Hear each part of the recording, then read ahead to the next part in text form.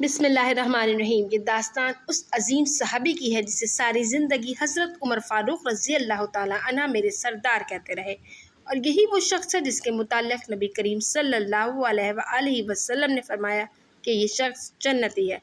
बात हो रही है हज़रत बिलाल हबशी रज़ी अल्लाह ताला अन्हा की, जो कि एक हबशी ग़ुलाम थे, मगर उनकी किस्मत का क्या कहना कि अगर आप आज भी मिस्र और पाकिस्तान, चीन और मलेशिया, अमेरिका और रूस, इराक़ और शाम, तुर्की और ट्यूनिस, अलजायर और ईरान और मगरिब और यूरोप में किसी भी बच्चे से पूछ लें कि बिलाल हबशी रज़ी अल्लाह ताला अन्हा कौन है, तो वो आपको जवाब देगा कि मुअज़्ज़िन रसूल हैं। इस्लाम लाने से कबल आप एक मामूली ग़ुलाम थे, चंद खजूरों के एवज़ अपने मालिक की बकरियां चराया करते थे। आप उमैया बिन खलफ नामी शख्स के ग़ुलाम थे। नबी करीम सल्लल्लाहु अलैहि वसल्लम ने जब इस्लाम की दावत देना शुरू की तो उमैया बिन खलफ हर वक्त आप सल्लल्लाहु अलैहि वसल्लम के ख़िलाफ़ बातें करता रहता, और ये बातें आप रज़ी अल्लाह ताला अन्हा के कान में पहुँचती रहती। आप अपने सरदारों का तिलमिलाना देखते, जो कहते कि मोहम्मद सल्लल्लाहु अलैहि वसल्लम न काज़िब है, न साहिर है, न मजनून है, लेकिन उसके बावजूद हमें उनसे जान छुड़ानी होगी। साथ ही साथ आप ये भी सुनते कि जनाब मोहम्मद सल्लल्लाहु अलैहि वसल्लम निहायत ईमानदार, अहद के पाबंद, बाइखलाक और पाक दामन शख्स हैं। ये बातें आपके दिल को बहुत ज़्यादा इस्लाम के करीब ले आती हैं। आप मोहम्मद सल्लल्लाहु अलैहि वसल्लम के पास जाते हैं और इस्लाम ले आते हैं। आपकी इस्लाम लाने की खबर फ़ौरन फैल जाती है। आपका आका उमैया बिन खल्फ, जो कि ज़मीनी खुदा बना हुआ था, उस शख्स ने जब आपकी ईमान लाने की खबर सुनी तो तिल मिला कर रह गया।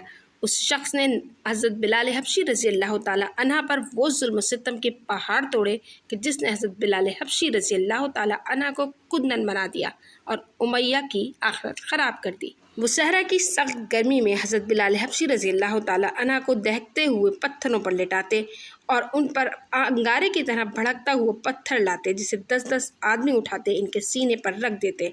वो रोज़ाना ये हरकत दोहराते, लेकिन हज़रत बिलाल हबशी रज़ी अल्लाह ताला अन्हा का ईमान एक लम्हे को भी नहीं डगमगाया। उनके लबों से हमेशा अहद अहद यानी अल्लाह तो एक ही है का नारा बुलंद होता रहा। जब उमैया बिन खल्फ खुद जुल्म कर कर के थक जाता तो हज़रत बिलाल हबशी रज़ी अल्लाह ताला अन्हा के गले में रस्सी बांधकर उन्हें मक्का के आवारा लड़कों के हवाले कर देता, जो उन्हें मक्का की गलियों में घसीटते फिरते।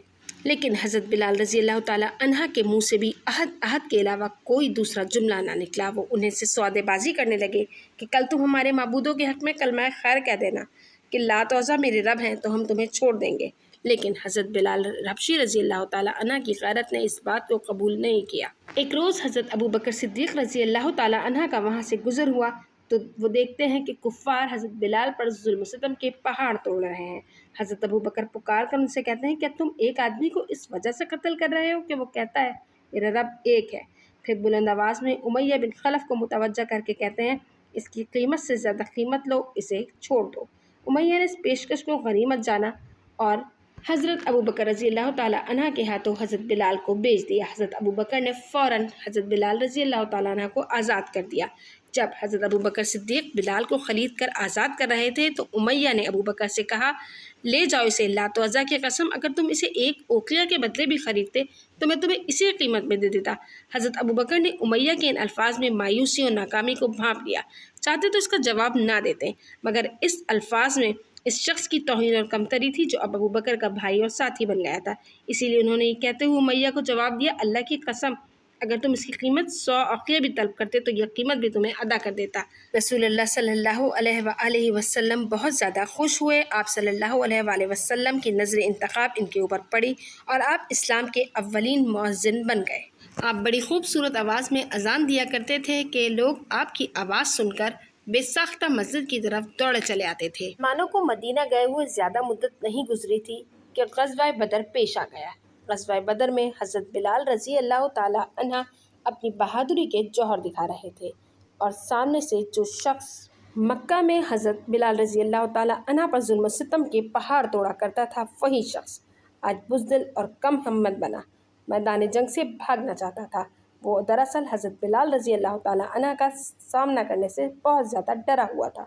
उमैया बिन खल्फ ने जब ये देखा कि जंग अपने अख्तिताम की तरफ बढ़ रही है और मुसलमान कामयाबी से हमकिनार होने ही वाले हैं, तो ऐसे में वो एक सहाबी रसूल अब्दुर्रहमान बिन औफ को देखता है और उनकी पनाह में आने की कोशिश करता है।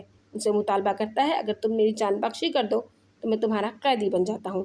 حضرت عبد الرحمن اس کی درخواست کو قبول کر کے اس کو پناہ دے دیتے ہیں اور میدان کے بیچ سے نکال کر قیدیوں کے مقام پر لے جانے لگتے ہیں۔ حضرت بلال رضی اللہ تعالیٰ عنہ اسے دیکھ کر فوراً شور مچا دیتے ہیں کہ یہ کفار کا سرغنہ امیہ بن خلف ہے، اگر یہ بچ گیا تو میں نجات نہیں پا سکتا۔ حضرت بلال فوراً تلوار اٹھا لیتے ہیں تاکہ اس کے سر کو تن سے جدا کر ڈالیں، جس کو غرور و تکبر نے بوجھل کر ڈالا ہے۔ حضرت عبد الرحمن بن عوف یہ دیکھ کر بلند آواز سے کہتے ہیں، بلال یہ میرا قیدی ہے۔ قیدی؟ یہ کس وقت کا قیدی ہے؟ حضرت بلال رضی اللہ تعالیٰ عنہ دریافت کرتے ہیں کہ جب اپنے اختتام کو پہنچنے والی ہے اور اس شخص کی تلوار سے خون کے قطرے ٹپک رہے ہیں، یعنی اس شخص نے جنگ میں مسلمانوں کا خوب خون بہایا تھا۔ ایسے میں حضرت عبد الرحمن بن عوف کی پناہ میں آ جانا سمجھ سے باہر ہے۔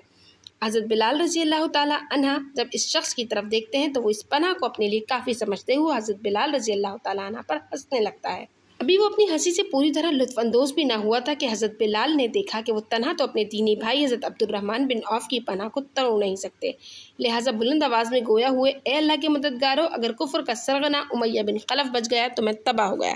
یہ آواز سنتے ہی مسلمان بہادروں کی ایک جماعت نے امیہ کو گھیرے میں لے کر قتل کر ڈالا۔ حضرت بلال رضی اللہ تعالیٰ عنہ کی زبان سے دوبارہ عہد جاری ہو گیا۔ حضرت بلال رضی اللہ تعالیٰ عنہ سچے عاشق رسول تھے۔ وہ ہر غزوے کے موقع پر رسول اللہ صلی اللہ علیہ وسلم کے ساتھ رہے، نمازوں کے لیے اذان دیتے رہے اور اس دین عظیم کے شاعر کو زندہ جاوید بناتے رہے۔ رسول اللہ صلی اللہ علیہ وسلم جب اپنے رفیق اعلیٰ کے پاس چلے گئے تو اس کے بعد حضرت بلال ابو بکر صدیق رضی اللہ تعالیٰ عنہ کے پاس گئے اور کہا کہ میں نے رسول اللہ صلی اللہ علیہ وسلم کو فرماتے ہوئے سنا ہے کہ مومن کا بہترین عمل جہاد فی سبیل اللہ ہے۔ حضرت ابو بکر پوچھتے ہیں، بلال تم کیا چاہتے ہو؟ حضرت بلال نے کہا، میں چاہتا ہوں سرحدوں پر چلا جاؤں اور وہیں مجھے موت آ جائے۔ حضرت ابو بکر نے کہا، ہمارے لیے اذان کون دیا کرے گا؟ حضرت بلال حضرت ابو بکر کا سوال کا جواب دینے لگے تو آنکھیں ڈگمگا گئیں۔ کہا، میں رسول اللہ کے بعد اب اذان نہیں دیا کروں گا۔ حضرت ابو بکر کہتے ہیں، بلال ہمارے پاس ہی رہو اور اذان دیا کرو۔ حضرت بلال رضی اللہ تعالیٰ عنہ کہتے ہیں کہ حضرت ابو بکر رضی اللہ تعالیٰ عنہ، اگر آپ نے مجھے اس لیے آزاد کروایا تھا کہ میں آپ کا پابند بن کر رہوں، پھر تو جو چاہتے ہیں وہ کروں گا، اور اگر اللہ کے لیے آزاد کروایا تھا تو میرے اور اللہ کے معاملے میں مداخلت مت کیجیے۔ حضرت بلال کو حضرت ابو بکر صدیق رضی اللہ تعالیٰ عنہ نے کہا، میں نے تمہیں اللہ کے لیے آزاد کروایا تھا، آپ شام چلے گئے، وہیں سرحدوں پر مجاہدانہ زندگی بسر کرتے رہے۔ رسول اللہ صلی اللہ علیہ وسلم کے بعد آپ نے اپنی پرسوز آواز میں اذان نہیں دی کہ وہ جب بھی آپ صلی اللہ علیہ وسلم کو اذان میں اشہد ان محمد رسول اللہ کہتے تو آپ کے دل میں عہد رسالت کی یادوں کے جذبات کا طوفان امٹ پڑتا اور ان کی آواز مدھم پڑ جاتی اور اشکوں کا سیلاب بہنے لگتا۔ آپ کی آخری اذان ان دنوں میں سنی گئی جب امیر المومنین حضرت عمر شام کے دورے پر گئے تو مسلمانوں نے ان سے درخواست کی کہ وہ بلال سے کہیں صرف ایک نماز کے لیے اذان دے دیں۔ امیر المومنین نے حضرت بلال رضی اللہ تعالیٰ عنہ کو بلایا، نماز کا وقت ہوا تو خواہش کا اظہار کیا وہ اذان دے۔ حضرت بلال چبوترے پر چڑھے، اذان دینے لگے۔ جن صحابہ نے عہد رسالت میں حضرت بلال رضی اللہ تعالیٰ عنہ کو اذان دیتے سنا تھا، زار و قطار رونے لگے اور اس قدر روئے کہ شاید اس سے قبل اتنا نہ روئے ہوں، مگر حضرت عمر رضی اللہ تعالیٰ عنہ ان سب سے زیادہ رو رہے تھے۔ حضرت بلال نے شام میں راہ خدا میں سرحدوں کی حفاظت کرتے ہوئے وفات پائی اور آج آپ دمشق کی سرزمین میں محو خواب ہیں۔